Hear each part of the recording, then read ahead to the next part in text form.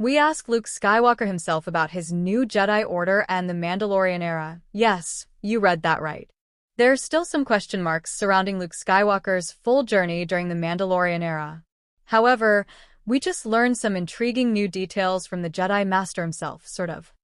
While we do know the basics regarding what Luke was up to during this time, Disney currently provides a rather unique and real-life means of learning more about his New Republic history, straight from the Jedi Master's own words.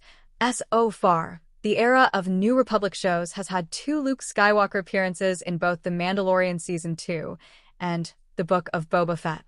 Both roles featured the Jedi Master at the height of his power following the events of the original Star Wars trilogy, though there are still some lore gaps during this period between Return of the Jedi and The Force Awakens. Here's what Screen Rant recently learned about Luke Skywalker and how we learned it directly from the iconic Star Wars character himself. And no, we don't mean Mark Hamill. Having made his first ever debut in Galaxy's Edge this year, Luke Skywalker began roaming the streets of Batuu as part of Season of the Force, Disneyland's annual Star Wars-themed celebration. Originally, the Star Wars-themed land was meant to be set on a singular day in the Star Wars canon, taking place between the sequel eras The Last Jedi and Rise of Skywalker.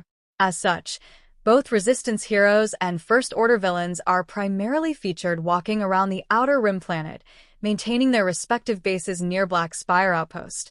That said, recent years have seen Disney and Lucasfilm extending the canonical window to the earlier New Republic era, allowing characters like Din Djarin, Grogu, Boba Fett, Fennec Shand, and Ahsoka Tano to roam in certain regions of Galaxy's Edge. Thanks to his own appearances in the aforementioned New Republic shows, Luke Skywalker began serving as a Star Wars character for guests to encounter beginning in April 2025.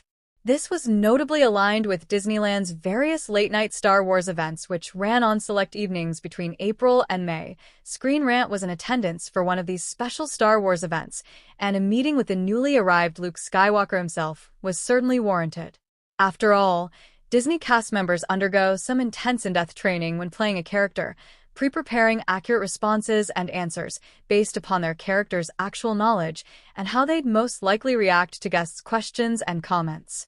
In Luke Skywalker's case, this meant there was a fun and rare opportunity to ask the Jedi Master about his current mission on Batuu, as well as his other known activities during the New Republic era.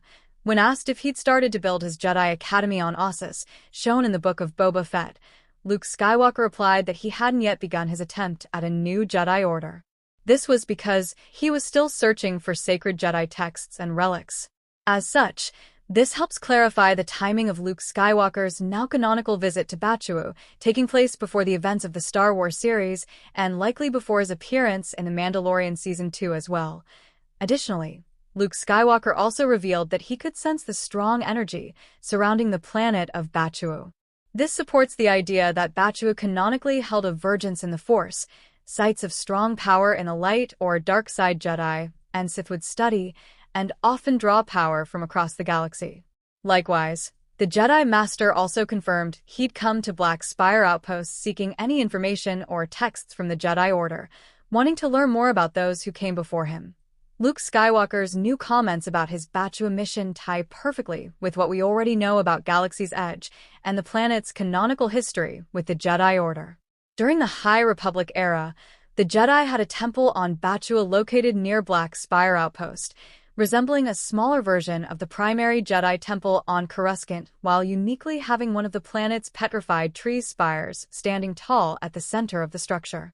This connects very well to Luke's comments about feeling a strong energy on the planet, as Jedi temples were often built near vergences in the Force. Likewise, Dok-Ondar possesses various Jedi relics in a shop, which were canonically claimed by the antiquities dealer from the ruins of this temple years after it was abandoned by the Jedi Order. Black Spire Outpost is also the home of the Gatherers, a secret group of non-Jedi Force worshippers who use various pieces of metal and a secret store of kyber crystals for the construction of lightsabers. These ruins near Black Spire Outpost were also turned into a base for the Resistance, as seen when guests walk through the queue for the Rise of the Resistance ride at Galaxy's Edge. At any rate, it was pretty cool to essentially interview Luke Skywalker and learn more about his New Republic journey at Galaxy's Edge. Likewise, seeing how his responses were canonically woven into the known history of Galaxy's Edge in the Star Wars continuity was especially fun. It certainly makes him a great new addition to the Star Wars-themed land, and perhaps we'll one day learn even more about Luke Skywalker's time on Batua if it's ever referenced or shown in future Star Wars projects.